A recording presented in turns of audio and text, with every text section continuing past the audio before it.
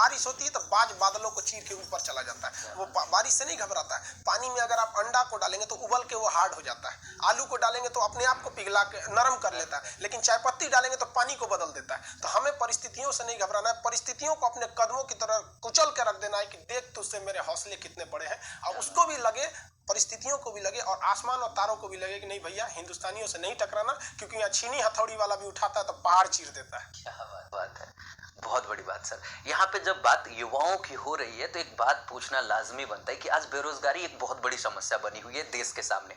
देश के कर्णधार कुछ कर नहीं पा रहे उस लेवल से बेरोजगारी को कम करने के लिए, इसे किसी भी तरीके से समाप्त करने के लिए आपके नजर में कोई ऐसा उपाय जो बेरोजगारी को कम कर सकता है या समाप्त कर सकता है? देखिए, बेरोजगारी एक छोटी समस्या नहीं, बहुत बड़ी समस्या है।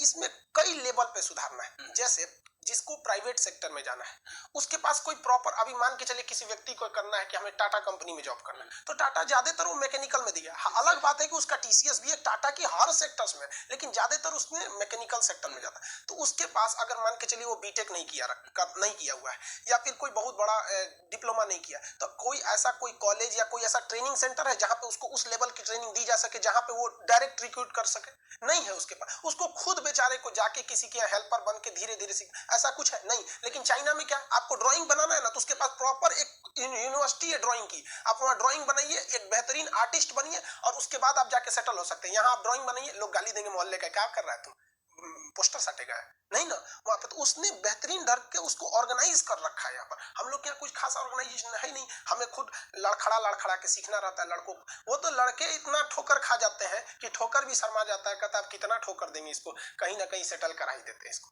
तो ये जो समस्या, इसको सीरियसली नहीं लिया जा रहा है। सोचिए अगर लड़के को हम लोग 8-8 मिलियन ट्वीट करना पड़ता है रोजगार देने के लिए, उसमें भी कोई मीडिया रिस्पांस नहीं करती है, तो हमको अजीब सा लगता है। मीडिया को देखते तो तब हमको थोड़ा सा बिलीव भी होता है कि तो मेन स्ट्रीम को कि भैया इनका जो 142वां रैंकिंग है ना, इनके ये डिजर्व, इसके लिए वो डिजर्व करते हैं।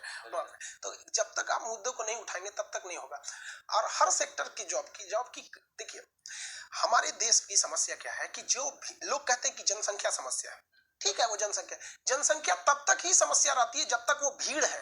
लेकिन जिस दिन आप उसे संसाधन में बदल देंगे वो कभी समस्या नहीं रहेगी। आपके घर पे अगर हम 200 ट्रक दे देंगे तो आप सर कहेंगे कि मेरे यहाँ 200 ट्रक आ गए, आप कहाँ रखेंगे? आप तो खुश हो जाएंगे क्योंकि वो संसाधन है, कल से आप लाखों कमाने लगेंगे।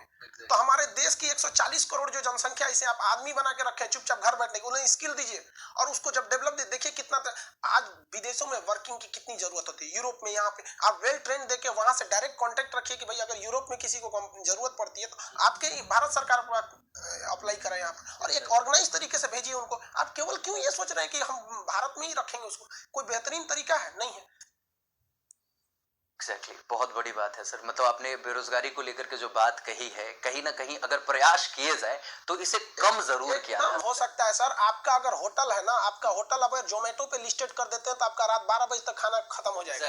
रात 12 बजे के बाद जोमेटो पे या स्विगी पे खाना नहीं मिलता है। लेकिन एक बेरोजगारों के लिए कोई है जोमेटो की तरह कि हम बेरोजगार हैं, वहां अपना कर दे कि भैया हम ऑनलाइन है, अभी बेरोजगार है, किसी को जरूरत है तो यहाँ से ले जाओ? नहीं ना है, नहीं है यहाँ पर। क्या इस तरह का एक कोई पोर्टल नहीं होना चाहिए जहां पे हर डिस्ट्रिक्ट वाइज, एरिया वाइज होना चाहिए? जोमेटो आप पटना में खोलेंगे तो क्या दिल्ली का खुलेगा? नहीं ना, यही कर लेगा, यही कर लेगा। उसी तरह से एक नेशनल प्लेटफॉर्म होना चाहिए कि नहीं, कि हम इस सेक्टर के, हम बढ़ई हैं, कारपेंटर हैं, हम स्टूडेंट हैं, वेटर हैं, ये है, आप वहां पे एक प्लेटफॉर्म दीजिए। अब उस एरिया का दिखाएगा, वहां से जिसको जरूरत होगा वहां हायर करेगा। एक पारदर्शिता भी रहेगी। कोई इसमें कोई